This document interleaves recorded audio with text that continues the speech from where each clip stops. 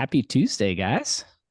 Happy Tuesday. Hey. I think that It's might be the Tuesday, first but it time. feels like a Monday. Yeah, I was like, wait a Yeah. second. I'm not sure that's a thing. That's a saying, but it is a happy Tuesday, at least for me. So hopefully you guys are happy also. Oh, yeah. I'm definitely happy about today's conversation. Today's guest was introduced to us by Kim Rohrer at Oyster, which that conversation in itself was a phenomenal conversation we had late last year. So, Femily, welcome to the Modern People Leader. Oh my gosh. Thank you so much for having me. I love Kim. I saw that she was on. I was like, I need to get in touch with you too. It was such a good pod. You're really pushing the envelope out there. Thank you. Thank you. Yeah. It's nice to hear that. We have a bias because we're doing this every week. So it's good to get a little affirmation. Yeah. And But also it's easy to kind of just get stuck in our own little world because, we're editing, we're planning for our episodes. Like it's tough to even, listen to all of the podcasts out there. But yeah. Well, I listen to a lot of HR and people and leadership podcasts, and yours is really heading towards the future as opposed to regurgitating the past. So I think we'll do that here today too. We'll take it. Yeah, and it's on a topic that Daniel and I, this is near and dear to us. It's been a minute since we've had a chat about diversity, equity, and inclusion. But I think this is the first episode that we really zeroed in on the topic of gender equality, or at least had a guest whose focus was even more so like on that dimension of diversity. So super psyched to have that conversation today with you. Cool. Before we jump in, we have a few rituals that we have on the Modern People Leader. Our first is good news stories. We share a personal or work-related story from the past week or two, show a little gratitude, kick things off in a positive way. So who wants to kick us off? I can go. So usually I go work-related, but today I'm going to go personal. So my little brother last week, he calls me on Wednesday afternoon and he works for American Airlines. So he gets free airfare and he tempts me with a quick little weekend trip. He has this little app where he can see what the best bets are because it's flying standby, right? So he's like, it's either San Francisco, New York, or LA. And California weather wasn't great this weekend. So I was like, let's do New York. So I book my dog sitter. I, start making plans for the weekend. He calls me. I can't remember if it was that night or the next day. Hey, he starts making excuses for why he can't go. Come to find out he had friends coming into town. So he bailed on me. So I already had the dog sitter set up and one of my best friends lives in Brooklyn. So I called him immediately and I was like, hey, I know this is super last minute, but would you be willing to host me this weekend, just to hang out? So he said yes. And I'm so glad that I went. He's been living there for 3 years now and I've never visited him. So it was cool just to get like a little peek into his life and hang out with him and his partner. But yeah, had a really good weekend. What a classic younger brother move. Right? From Mateo. Jeez. And that's coming from the younger brother. So I totally gets me all excited relate. And then dips. I totally relate. Bails on me. No. As an eldest sibling, that's a hard no. That story really hits close. Yeah. Yeah. Emily, you got this? Totally. Let's see. My heart was warmed so much this Sunday because I went to a clothing swap that I started 10 years ago when I moved to the San Francisco Bay Area. And it's still going strong. And it's just a room full of such body positive, all ages, all kinds of women and queer people. And we're just trading clothes and accessories and books and shoes and everything that's going to take us into this new year. And it was so lovely. People go around and they share stories of each item they're trying to swap. And so it's really a storytelling exercise where you're hearing from so many different kinds of people of why don't I want this dress anymore? It's still beautiful, but it reminds me of either this great moment that I want to pass along the positive vibes or the moment where someone else can wear it and not have to think about it. I mean, it was just so heart-filling. Yeah. Oh my God, that sounds fabulous. I bet that was what a great and that this has been going on for 10 years. Yes. And is Yes. it's like a monthly thing or It's a quarterly? quarterly, luckily not monthly. Quarterly. It's quarterly. And I was able, another proud moment is I was able to hand it off. I had started it and ran it for 8 years or so. And then I was like, I've a little bit run out of steam. I want to focus on other things. And people from within the club picked it up. And so they kept it going. So that's also another win. Yeah. Hey, yeah. When you get to pass it along and see the Right. next iteration of it, Ugh, that's so awesome. so good. Well, that leaves me. And so my good news is 3 years ago, well, I guess 2 years ago, when my partner and I moved in together, she was not a bike person, like a road bike person. And I feel like the further you get into adulthood, it's like dogs, you're either a bike person and you're all in, or you're really not about it. Yep. And so she was not a bike person when we first moved in together. And I love like that form of like athletic activity and fitness. It just gives me a lot of joy and just true wellness vibes. And this Saturday we went for an 18-mile ride together, which is pretty substantial. Yeah. And she, I mean, didn't miss a beat. And it was 70-degree weather in Austin on Saturday. It just was absolutely glorious. So what is that, like a 2-hour ride? Yeah, it's a 2-hour ride. And of course, we strategically plan. I don't drink, but she does. So we strategically planned stopping by a new brewery on our way home. And so got some food, some drinks. It was really nice. My second is this is more work related. I fought off the Sunday scaries, which was hard because I got some big things possibly happening work related. And so I was able to fight it off, did some meditations and like journaling, got it kind of out of my head into kind of the world. And I was able to fully observe MLK Day yesterday. It was a day off for the company. And as CEO, you can always justify why you need to work. And so it was nice taking that time off and just kind of reflecting on what the day means. So that's my second part of my 2-part good news. Beautiful. So Femily, walk us through your story. And you've got a really interesting story. I feel like the clothing swap, I didn't even know about that. And it just adds to kind of the mystery, but you've got a great story. And so why don't you share that with our audience and how, your journey led to you becoming one of Silicon Valley's top diversity and gender equity advisors? Yeah, totally. So my interest has always been in gender equity and women's advancement. I mean, even as early as elementary school, I was trying to rally the girls against smaller inequities. Like we had to help the boys put their stuff away after recess. And I was like, what? So I created an activism moment and rolled that right back. So I got a taste for it pretty early. I didn't do this, right? So, but we see those kinds of things in the workplace today. So anyways, I always had an interest in women's advancement. And so I studied it in college against the, I would say, horror of my parents who were like, what in the world is someone going to be able to do with a women's and gender studies degree? And so I studied that, got my master's in that. And then I have a pretty low tolerance for risk in my own personal finance department. So I went into management consulting basically and figured out that I loved knowing how businesses worked on the inside. It's a very strange interplay of systems and how messy humans actually work together. And so I was helping companies change mainly on like, here's your new payroll system. Let's get everybody on it. Right. It wasn't that interesting in terms of what we were doing, but I liked the consulting aspect. And so I got a project working. My first gender project was helping the Lean In and McKinsey people with the report, helping them get out the message about the report. Women in the workplace is the world's largest report on women in the workplace and what's sort of holding women back, women of all kinds. And so I was deep in the research there, figuring out how to let people know about it. And so I learned all the things that help companies and that hinder them in terms of women's progress. So I slowly started taking on clients that wanted to do specifically gender change within companies. So advancing women and no longer wasting their money on diversity efforts that don't really work.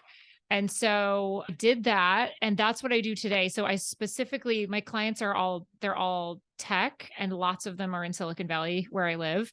And so that's my focus. I think sometimes I take on other male majority companies like law and finance. And I just had a science company. But more and more, they're all having a tech flair. Yeah. I love it. And so in a past life, I don't talk about this often, not for any reason other than it was a small kind of segment of my career, but I spent a year and a half, 2 years as a diversity officer for an affiliate of the company that I worked for. And so I'm curious, as a former diversity officer, how do you describe the work you do to your friends and family? Yeah. There's two To that pieces. uncle who doesn't totally get it at the dinner. Yeah. Like, how do you describe what To you the do? uncle who doesn't totally get it, I would say, so I'm not sure if you know this, but sometimes women are not paid at the same as men in companies, and sometimes their talents and their smart ideas are overlooked and they sort of get shuffled to the side. Or sometimes there's bad sort of sexist jokes that happen to women in the workplace. And so I go in and I help companies get better so that everybody can have a welcoming, fair experience at work. Yeah, that's what I say to the uncle. To people in Silicon Valley, I more say, this is kind of edgy because it like winks at politics, but I say I help well-meaning, left-leaning tech executives make their companies work for everybody so that what their companies are actually like matches what their diversity statement says they're already like. Ooh. And so I'm calling up that I'm not really doing the heavy convince of someone who is happy that their company is majority male or majority white at the top. I'm helping those who already put out a DEI statement. Generally, it was 2 or 3 years ago, and they're not living up to it inside once you peek under the hood. Yeah, it's like, I forget what the saying is, but like fishing with a shotgun or whatever. That must be a lot of clients for Shooting you. fish in a barrel. Shooting fish in a barrel. Yeah. Your sales cycle. I'm gonna start using yours, Stephen. Fishing with a shotgun. Oh my gosh. I mean, sorry, I'm not great with the sayings, but you know what I mean. I feel like that is you're in a good space to be, if that's kind of how what your target customer is, who your target customer is. And so why should we be jealous of your day job? I mean, I'm jealous of my day job because I used to work in a regular business for a regular boss, and I used to get the Sunday scaries, and I used to have to go there every Monday, and that just did not fit my personality. And so I baby stepped my way into this job, and every day I feel so thankful that I picked a path that was right for me. There's a lot of conversation, and I'm sure some of your listeners are hearing the command of like leap and the net will appear. I know a lot of your audience probably wants to go hang up a shingle and be consultants at some point based on all the internal knowledge that they have from working inside companies. And like the only path that you hear loudly is leap and the net will appear. And that's BS for so many of us who don't have a huge safety net, right? Like there's not a safety net that's just going to appear for so many of us. And so I say jealous, but I think it's proud. I'm just proud of the fact that I baby stepped my way into it and went against the norm of the leap. Yeah. Yeah, it definitely is a scary leap for some of us. It's scarier than others just because we may not have the privilege or may not have the resources, whatever it may be. And so I love that. I think that is something to be proud of. And I can relate to that as well. Like I baby stepped my way into doing the Modern People Leader full time. And you're right. I used to get the Sunday scaries, and now that every Monday I'm logging into my computer and I'm doing this work, I don't feel that anymore. No. It's definitely nice. Yep.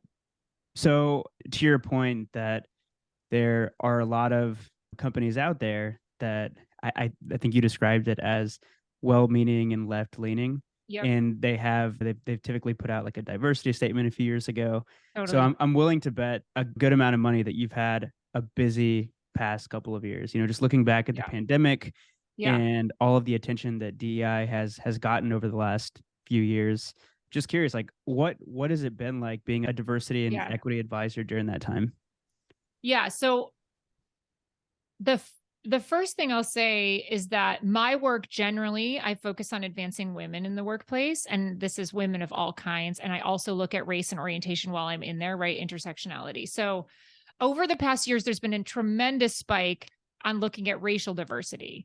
And so one thing that I want to make clear as a white person is that I don't take on racial equity and anti-racism and racial diversity initiatives in the workplace because I'm not the right person to lead that work. There are dozens / hundreds / thousands of people of color who are diversity consultants who are incredible, who have both the art and science background, like the formal training in those areas, as well as the experiential knowledge, the having been in lots of the different seats, experiencing those microaggressions, the being looked over for various roles, the not getting promoted as fast as white peers. So I have had a very busy year passing off race specific work. And so people see my white face and think, oh, she's not threatening, because they still have stereotypes about that it's more risky to talk to a person of color about race.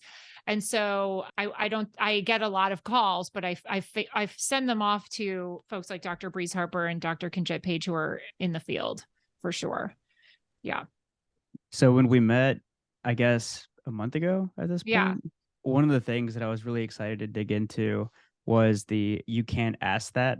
So I think this is a presentation that you give to people from time to time. Can you just explain what that segment is? Yeah, totally. So I give a keynote talk to companies who are start the work, right? It's not a standalone, because diversity trainings on their own don't work. News bulletin has to be the first in many steps to really change the fabric and the policies of your company. But as the first step, I do a keynote talk called Allyship 2.0. So it's not like, hey folks, there's a problem, wake up. This is for companies, again, that have a statement that really wish they were doing better in terms of diversity and inclusion. So the first half is about how to be an ally at the deeper level. And then the second half is you can't ask that. So it's people bringing their quote unquote, what they would think is a dumb question into the room, because in the current era, asking any questions about race, gender, and orientation can make all of us feel dumb or feel like we should know it already. And so I have people submit them secretly beforehand, because the first time I tried it, I was like, well, let's just all share on Zoom or in this open room your dumbest questions about race. And they were like, no, no thanks. Yeah. No. So now we get these beforehand. Yeah. And so I know you were asking what are these kinds of questions, right? Yeah, exactly. Yeah, okay. So the one that a lot of leaders are thinking, due to socialization and just not knowing more and not knowing better, is a lot of white leaders are wondering, so I want to make it more gender inclusive. I want to make it more racially inclusive, but I don't want to lower the bar. They say, I want to still have we need a quality candidate though. And so it's obviously implied that as soon as you open the door beyond the privileged classes that you already have in there, the white men, for example, that you are going to be lowering the bar. And so I'm trying not to say it's a boneheaded way to think about it, but we've all been fed this boneheaded narrative that white men should be running everything in our world, right? And so the better way to look at this, how I answer this question, is if you think about, so of course you want top talent at your company. If you have all the people out there applying for a job in your current talent pipeline, there's a bell curve of them. Some have a horrible resume and track record, and obviously we don't want to be even talking about them. Then there's this huge lump, this mountain in the middle of just your average and slightly above average and like pretty above average kind of candidates. And we're not even talking about looking at those people. We're talking about, so I get it, your company wants the sort of tip of the iceberg, the tip of the graph, the top talent people to come to your company, right? We only are talking about that group. What I'm mentioning is that because your pipeline only goes to the people it's currently going to, you're missing out on this huge pipeline of, for example, women and, for example, people of color of all genders, that we're not talking about the bad resumes or the mediocre resumes or the average. We're talking about another bell curve on top of the one you're already using, where that spiky part adds to the spiky part of people that you already have within your company. So you're, in essence, expanding the pool of top talent applicants. So what it means is you're already missing all these top talent applicants if you don't expand into the top talent tiers of women and POC engineers or whatever you're looking for. That's a big one. Yeah. And I guess when you have that response on these, you can't ask that. Yeah. People typically get it. Is there still some skepticism? Like what's No, the they're thing? like, oh my God, I never thought about it that way. Yeah. Where do we find these people? Of course, that's the next, right? Because the pipeline, right? You're like, there's two kinds of pipelines. There's like the industry-wide pipeline where you look at the numbers of people coming out of grad school and other training programs, et cetera, to come into your field, right?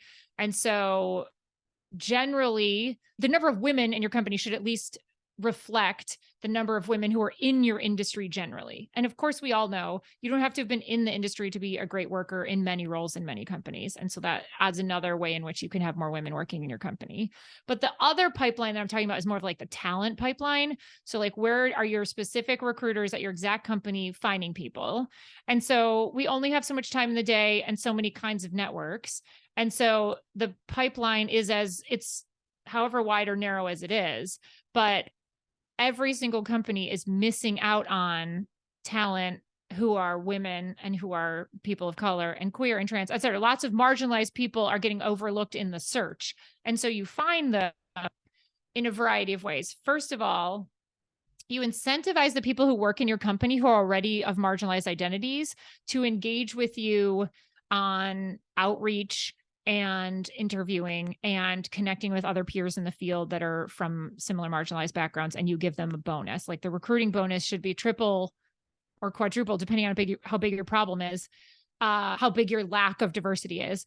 You should have a recruiting bonus that's a lot more for bringing in someone who's a top talent POC or top talent woman who accepts a job in a part of your company that doesn't have representative numbers, for example. And for those employees that you're incentivizing to help with recruiting and to take on interviews, do you tell them what you're trying to accomplish by having them, take these interviews, or do you just pick them and not let them know what's going on? A lot of people don't like to talk about race or gender or these identity things because it can make them feel awkward, and like wading through this awkwardness is the only way into the future.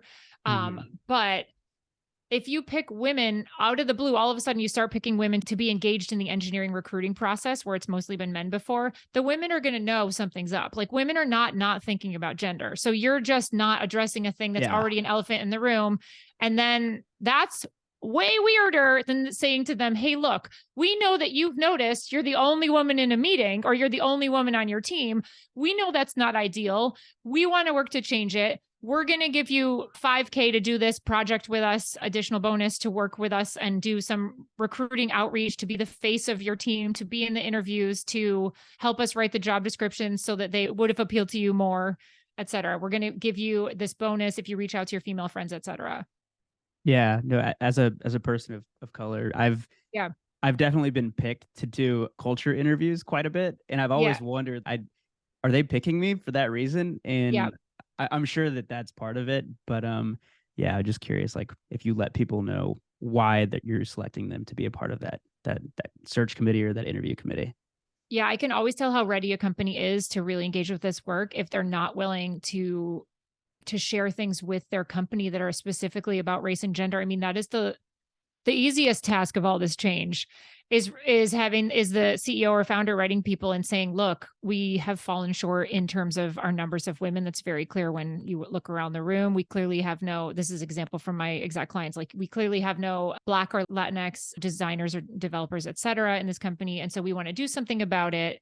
We have a plan and here's what we're going to do, blah, blah, blah. We're going to track numbers. And if people in your works who are in underrepresented categories, please connect them to us. Please connect them to recruiting. We obviously only want top talent. And so therefore it's top talent. And also they happen to be a woman, right? So it's not because they're a woman. We're not accepting someone who's a mediocre engineer who is a woman. Then it's because she's a woman. We're accepting them because they're a top talent person and they happen to be a woman who's also an underrepresented type of person in our company. So it's not like we're quote unquote lowering the bar. So before we move on, share with us some of the other greatest hits. Oh my gosh. Some of the other you can't ask that questions that you get. Yeah, totally. I mean, so the one about the pipeline is like, how do we expand the pipeline? Another one that I'm getting more recently is about misgendering. So using someone's pronouns that are not their pronouns, that were either their pronouns before or just not the right pronouns. How important is it that we get this right? That's a question I get. Like, is it just a preference? Like, what if everyone wanted to change their name? So people have these questions. And so my answer is twofold. The first answer is it's illegal to repeatedly misgender someone. People have the right to expect that their genders and their current name, right, if they did a name change, be used,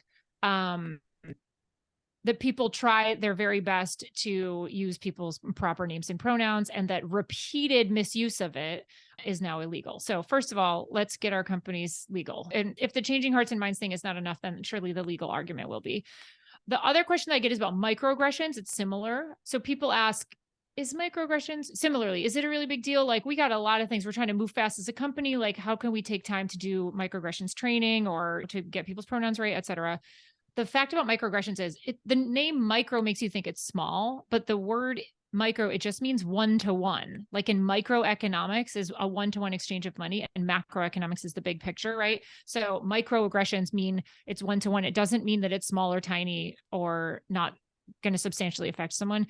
In fact, psychological research shows that when you are subject to a microaggression, such as a Black woman professor friend of mine is always mistaken for the Black woman secretary in her office and vice versa. And that's just ridiculous. And what it does is it psychologically reminds her of all of the other times. It plugs right into that neural network of all the other times where she was misnamed, where people didn't know who she was, where people didn't take the time to remember who she was, where people didn't care enough to learn the difference between two different in the office, et cetera. So it brings about a compilation of all of the different times that similar disrespects happened. So another one that I think I've commonly, I don't think I've only heard a couple people like outright say this. Let's hear it. And I'm more so wanting to bring this one up because I'm sure that HR leaders out there might get this same comment and just like don't know how to respond, or maybe they do, but one that I saw on your list was, I feel like saying I have privilege means my life has been easy. That's just not true. Like, I feel like this is like always like a big argument for like, I don't have privilege. So no, totally. Oh my gosh, that's such a common one. Yeah, I was just gonna say this has been, I think Daniel and I have been in a situation, I'll leave names and places out of it, where like this came up and the exact response was privilege is not a thing. And the follow-up to that was, I was an individual in a situation where it's the flip of the normal, and I was pointed out and I was ridiculed and I was, and we weren't arguing in that, we weren't having a conversation about that individual's personal circumstances. We were talking about a construct that Daniel and I have seen, right? That it's a thing, but yet the person was like, no, what are you talking about? Privilege, that's not.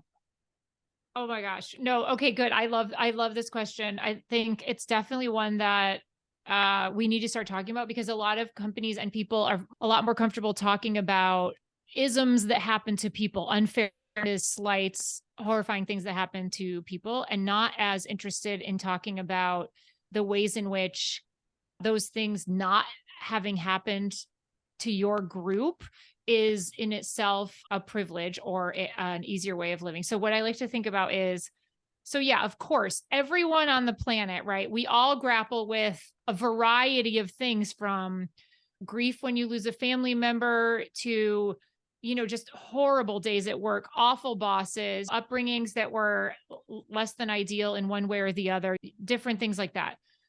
What white and male privilege specifically means, for example, is that, so a white man who had all of those things happen, he didn't also have, on top of the grief and the bad boss and the, losing all his money when he was 22 or whatever, on top of that, he didn't also have to grapple with sexism and misogyny and racism, right? So it's like, it's a privilege to only have to deal with the main things of life like your sewer overflowing into your kitchen and getting in a fight with your spouse and losing your pet, right? It's a privilege to not also have racism in there that affects like everything in your life, sexism and misogyny in there that affect almost every area of your life. And so something else that I'll say about that is the reason it's important to look at privilege in the workplace and not just what's holding people back from marginalized communities. It's a really hard thing to look at because people think it means you only got here because you're white or you're a man or you're straight. It's not because of your hard work.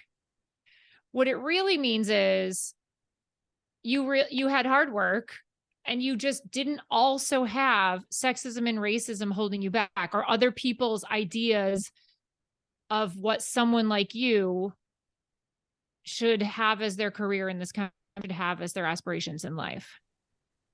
Yeah, and I love looking at it that way because I think it's easy to mask or dismiss privilege by using statements like meritocracy or rugged individualism. Like, you know, you work hard, good things will happen. Right. And that's great to have a culture or a place where that can happen. However, if some individuals have barriers, you know, unseen barriers that they're having to overcome, in addition, this isn't really a level playing field here. And I feel like that's the part that gets missed. And it's hard to, in those kind of pressurized conversation situations, it's hard to like to breathe and to be able to articulate a point that hopefully someone else can hear that isn't seeing this construct of privilege that we're talking about. Absolutely. And I mean, it's not a level playing field by frankly any measure when we're talking about race in America. And it's not a level playing field for so much as it relates to men and women, especially going into the sciences or other male majority fields. And it's not only that individuals got treated differently as individuals throughout their lives.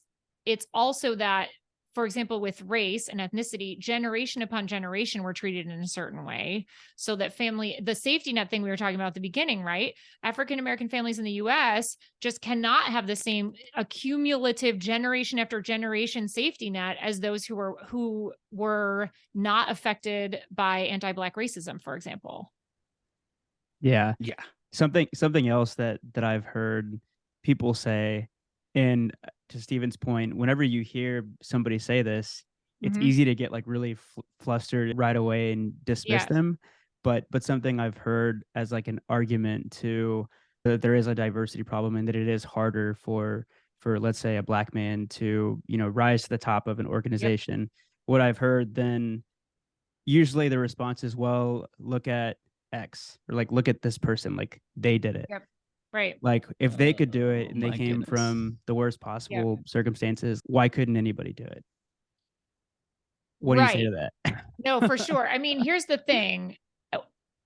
That person, so people love to point out the exception to blind us to the ways in which dozens of other top talent Black employees at that company were blocked from getting ahead, right? If you just look at the progress path speed, and you look at how fast men are moving up I know we're bouncing here between race and gender, but there are so many parallels in terms of who gets held back and how it works.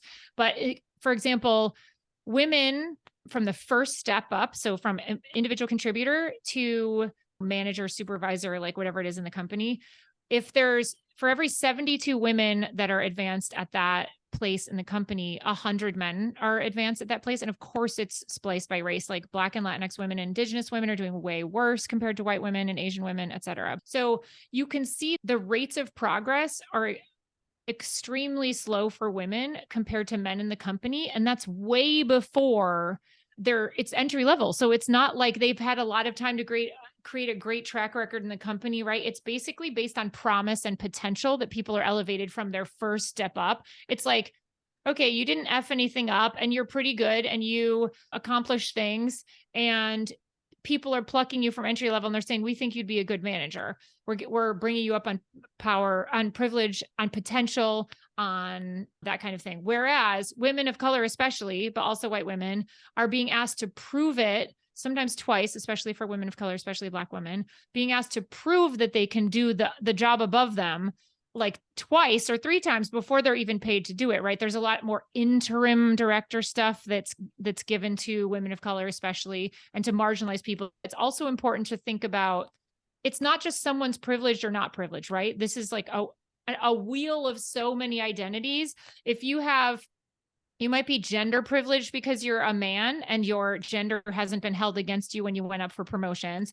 You might be not receiving racial privilege because you're not white. You might be in a religious minority that doesn't have any of your days off. I'm Jewish, for example. Like, I don't get my days. When I was working for a company, I didn't get my days off. I sure do now. I give them to myself. But in terms of privilege, it's less helpful to be like, there's privileged people and not privileged people, right? There's only people with more privilege and people with less privilege. And that's helpful to think about, because in some circumstances, when I'm in the room, right here I am, I'm the only woman in this podcast, right? But then if I go into other rooms where it's all women and I might be one of the only white women in the room. And so I would behave differently in those different spaces. In the room where I'm with mostly women of color, I would roll back what I'm talking about to do more listening, because white people get more airtime. And in this room, I mean, I am your guest, but pretend we were just three peers. I would try to talk more so that there wasn't like a male privilege thing, like causing me to be quieter.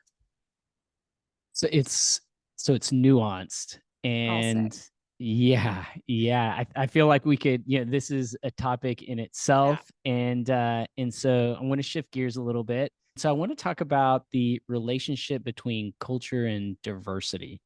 In my experience, having led and having been tasked with launching kind of the first foray into diversity for the company that I was working for, that I was assigned the task for, I believe that the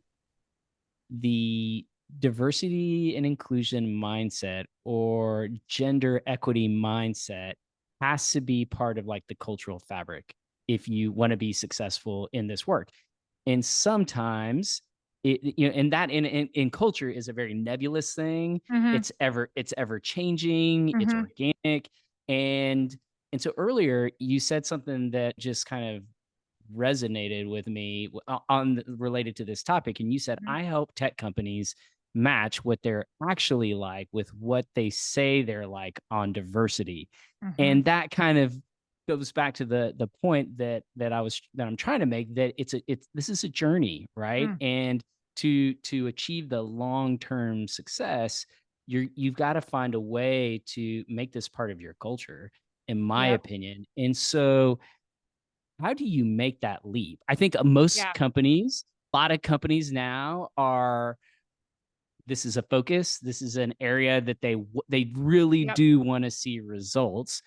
But there's an incongruence between what they're saying and what the diversity and inclusion launches and newsletters are saying, and what people are actually seeing in manager behaviors and peer behaviors. And so I feel like the incongruence is the source of a lot of frustration for a lot of folks. And so I'm curious, with the work you're doing with your clients, how do you, what is there a roadmap to like start to jump from kind of where you are and you're talking the talk and actually walking the walk? I'm just curious, like, how do you systematically help organizations and cultures be better? Absolutely. The first thing is to acknowledge that it's not just a, hey, let's come in and have some sort of culture talk and then everyone's going to be good. Because there was an opinion piece in the New York Times today by a lecturer at Harvard Kennedy School who's a bias researcher. And he was like, you cannot focus on changing hearts and minds. You have to focus on actions and behaviors.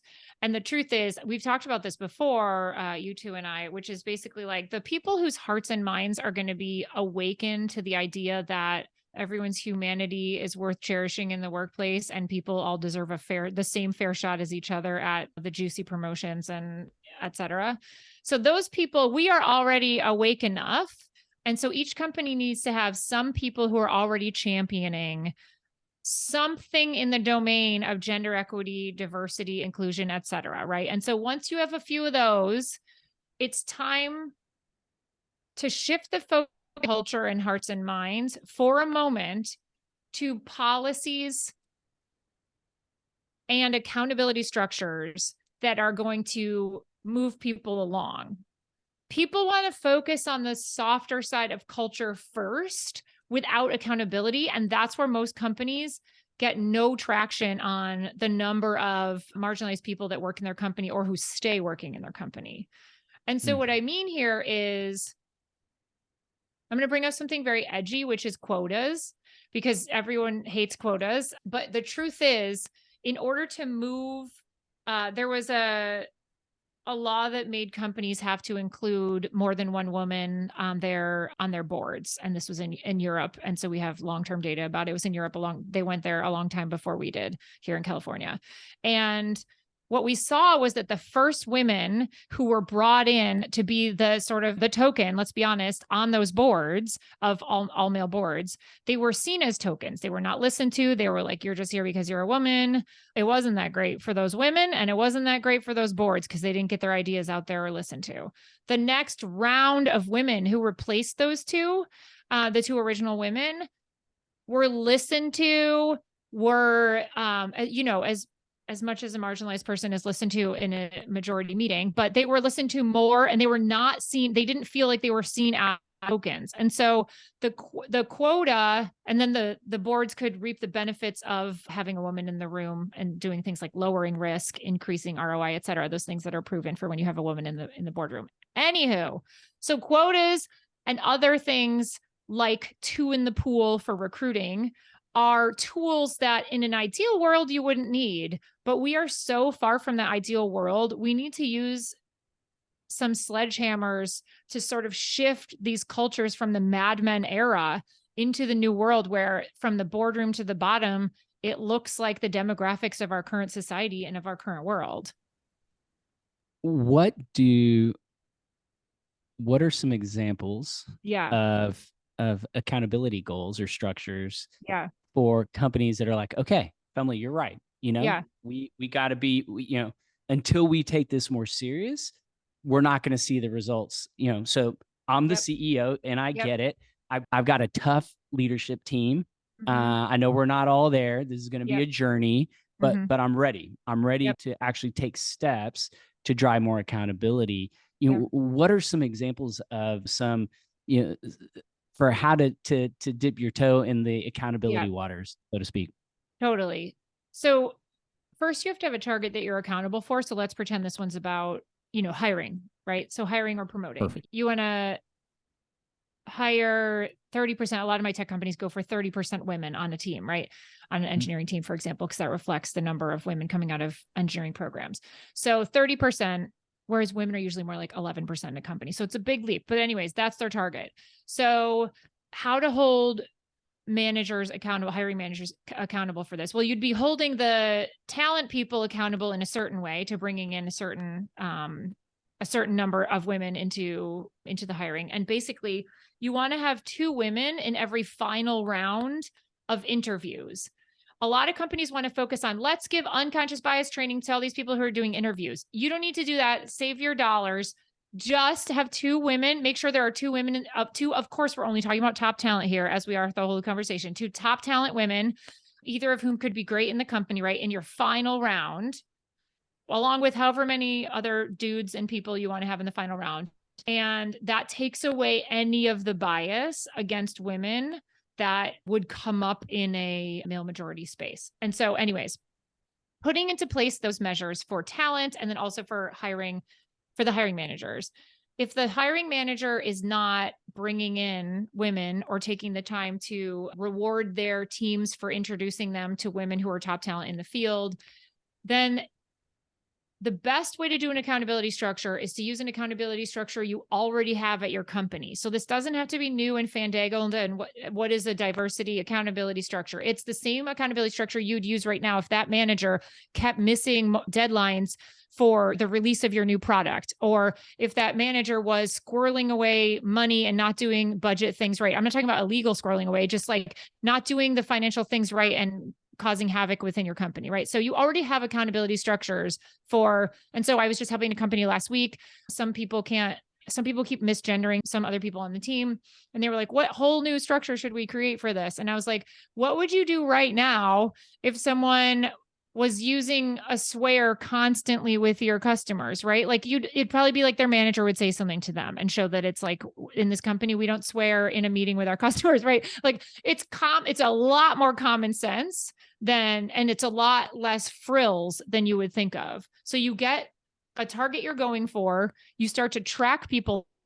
Before you start doing a consequence, you show the managers the data. So you say to the managers, hey, look, you have 30% women working on your team. This is the current as is, but when you do promotions, women only 20% women are getting promoted compared to their male colleagues. And so we're showing you this right now.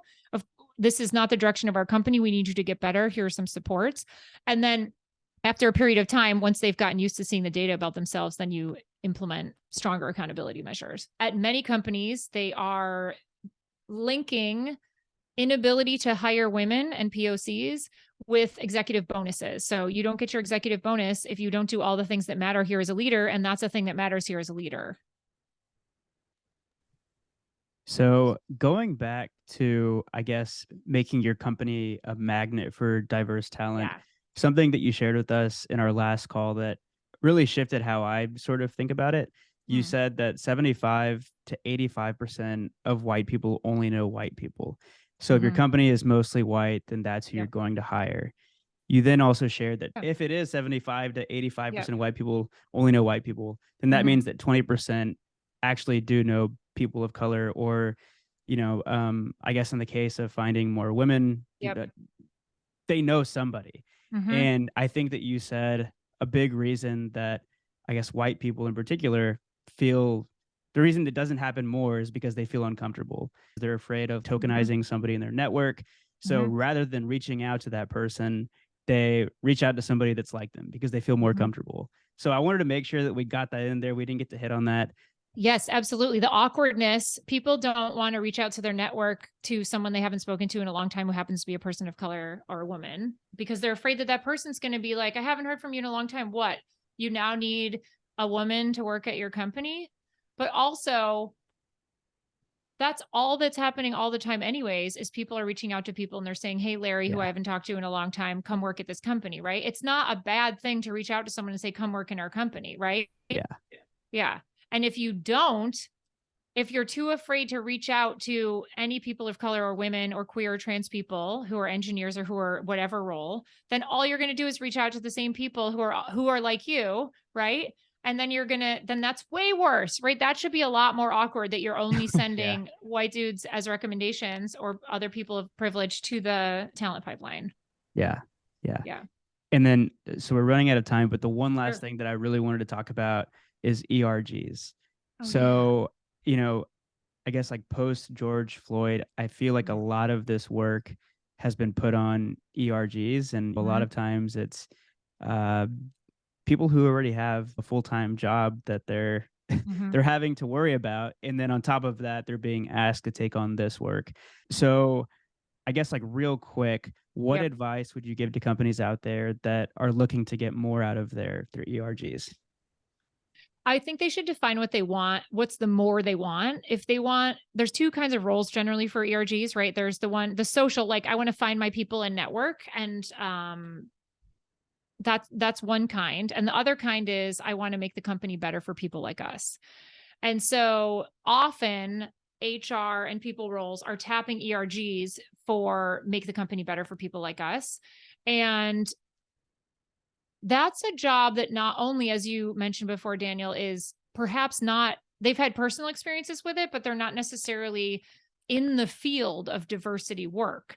And so it's an unfair expectation to put that work on marginalized communities who are already facing marginalizations within the company, unless you are offering them two things: pay.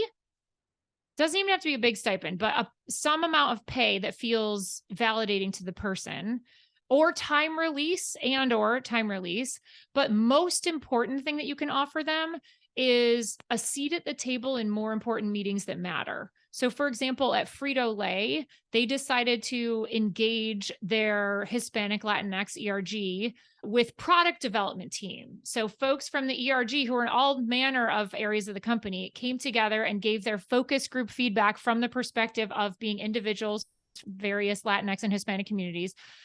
They gave their feedback, which was then which created the guacamole chip for Frito-Lay, which was the largest product launch in decades. So lots more money for the company, but importantly for the ERG, they got a seat at the table and now they have something amazing on their resume. So it's not just throwing pizza parties where people feel warm and happy because they're sitting around the room with others like them. It's truly helping with the business of the business. Yeah, it sounds exciting. If I were a part of that ERG at Frito and they were asking for my feedback on a new product, that's fun. Yeah. Sign me up for that, right?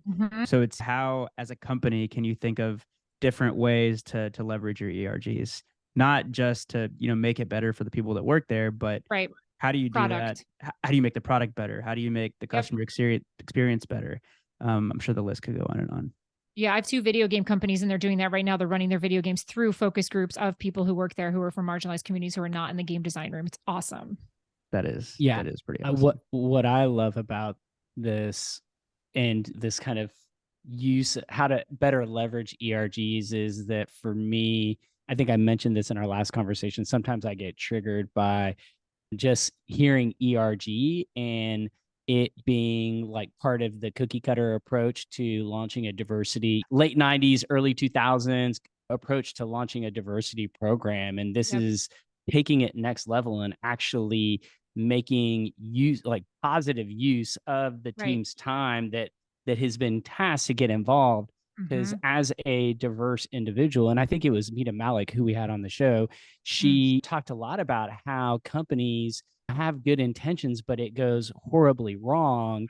And Daniel's the one Latinx guy, so we're going to put him in every single culture interview. Now he has less time to actually, so it becomes a burden, right?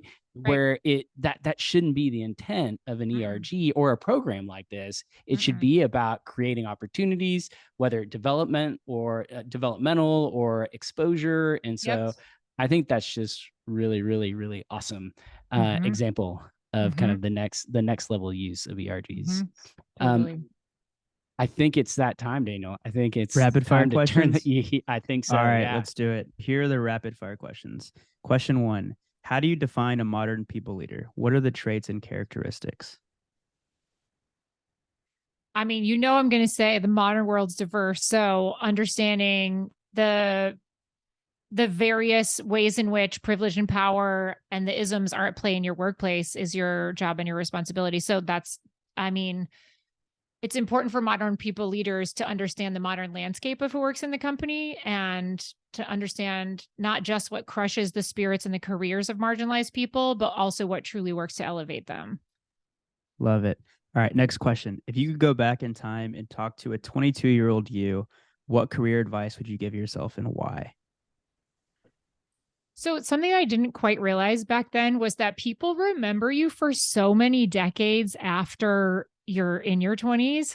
And even if you think your little job, I had a little job that I did not think mattered back then, but decades later, people are still like, you helped me with this thing. You were there for me. It's helping me think this through. And I really appreciated you. I'm hiring you now to be my gender consultant. Like, I couldn't believe how much just the connections you make as a tiny person in the company with a tiny entry-level job, really, like, they keep on fueling you decades later. Yeah. And I feel like as somebody that's entering the workforce, you feel so not unimportant, but you feel like intimidated by a lot of situations. And you forget that the people that you're working with are also humans, even if they're an executive. I So love that. that's sort of what I thought when you were saying that. All right, last rapid fire question. If you could fix any HR or people problem with a magic wand, what would it be and why? I would That was me lobbing up. That was me lobbing up the softball to you, Femily, for those watching the YouTube version of the show. I mean, I wish that HR people and all managers in general, if I could just wave away awkwardness related to all the topics we've talked about today, and the too many people, leaders, and people in companies in the world in general bow down to their awkwardness and don't invite the top talent person of color to join their team, and don't say the thing that needs to be said on a really hard day for a certain community in our world, who don't even ask their crush on a date. Like, it goes way outside the workplace, right? But I wish we didn't use awkwardness as such a compass for if we should do something or not. We should just use our core values and be like, it sometimes feels awkward to act within your core values. Yeah, that is something I'm hearing. I think my biggest takeaway, and also my biggest surprise from this conversation, is how fearful people seem to be about these conversations. Yeah. And it's a real bummer that we are where we are today in the world, because I think non-workplace stuff probably adding to that. Yeah. But also non-workplace stuff is what's making this even more urgent and more important, that we look at these tough things, and that we have these, that we can act courageously. And so that's my takeaway here is like, Stephen, find a place to be courageous and to have these conversations with people, even when it feels like I should avoid it at all costs. Because sometimes, and honestly, it does. It's like, really, I'm not going there. But maybe that's the wrong reaction to kind of where we're at. So we were blessed to have you on today's show, Femily, because one of our prior guests said that you were the one person that we had to have on the Modern People Leader. And Kim, shout out, you were right. We absolutely needed to have this conversation. So now I'm asking you the same question. Who should we bring on to the show next? If you had one or two people that you felt had to be on here, we had to have a conversation, they needed to be heard, who would that person be? Okay, hands down, someone called M. Valentine, who is an HR leader from tech, who has branched out, and she's a co-founder of something called ANNEM HR Academy, which is I think they call it a soulful trade school for modern people leaders who want to act courageously in today's world. It's incredible. It's not just the tricks and tools of literally how to be an HR person, like the skills, but it's the soul, inner confidence and self-worth to be able to push through those awkward conversations and do what's right for your team and for your company. I mean, it's incredible. M. Valentine. Yeah, M. Valentine. I'll connect you. Yeah. Awesome. Yeah. Well, with that, we're at the final tradition of the Modern People Leader. One word, one phrase close. We all respond with a word or phrase from the episode that we wanted to kind of end things with. I'm gonna come in hot, guys, because I kind of stole my own thunder leading into the closing section, and I'm going to go. My one word close is courage, because I think we all need a bit more courage. I need more courage. You want to go next, or you want me to take it? I'm going with privilege. All right. And then I'm going to say it's not that awkward. It's not. Wait, that's 4 words. It's a phrase, though. Oh, phrase. Okay, one phrase. One word or phrase. Technically, he is correct, but you are also not wrong, Femily. That was actually 4 words. 5 if we include is. That is kind of tucked in there. But on that, we're not counting. We're not counting anything. We're not tracking. It's all right. Wasn't my best effort, but I'm here for I it. You love pushed it. through the awkwardness and you did it with courage. Love it. Love it. Well, Femily, this conversation did not disappoint. And thank you so much for sharing, the inner workings of, the conversations you're having and the work what you're doing with amazing brands. How do people find you if they want to learn more about the work you do? Yeah. familyonthego.com. Excellent. Excellent. Yes. Well, we frequently have our guests back. If you're open to it, we would love to have you back as well, Femily. It was an awesome, This doesn't feel awesome like chat. work at all. Let's do it. Yes. All right, guys. Well, we will talk soon. Appreciate you Perfect. all. Bye, All right. all. Bye.